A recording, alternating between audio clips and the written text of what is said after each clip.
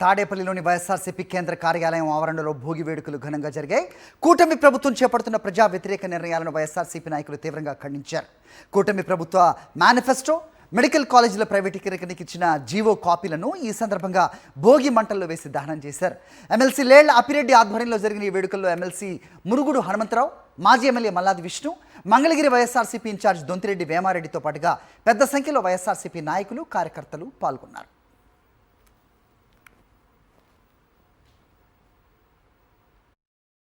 ఈ రాష్ట్రంలో పనికి మాలిన ప్రభుత్వంగా మారినటువంటి తెలుగుదేశం ప్రభుత్వం, కూటమి ప్రభుత్వం తీసుకున్నటువంటి నిర్ణయాలు పేద ప్రజలకు సంబంధించినటువంటి విద్యని, వైద్యాన్ని ఇవాళ తమ గుత్తేదారులుగా ఉన్నటువంటి వాళ్ళందరికీ కూడా మెడికల్ కాలేజీలు సైతం కూడా కట్టబెట్టే వైనం, కనీసం ఆలోచన చేద్దామనే జ్ఞానం కూడా లేనటువంటి పరిస్థితులు. అందుకే ఈ రోజున రాష్ట్ర వ్యాప్తంగా ఉన్నటువంటి ప్రజానికం వాళ్ళు ఇచ్చినటువంటి జీవో కాపీల్ని, వాళ్ళు ఇచ్చినటువంటి టెండర్ ఫారాల్ని భోగి మంటల్లో దగ్ధం చేసినటువంటి పరిస్థితులు ఇవాళ చూస్తా ఉన్నాం.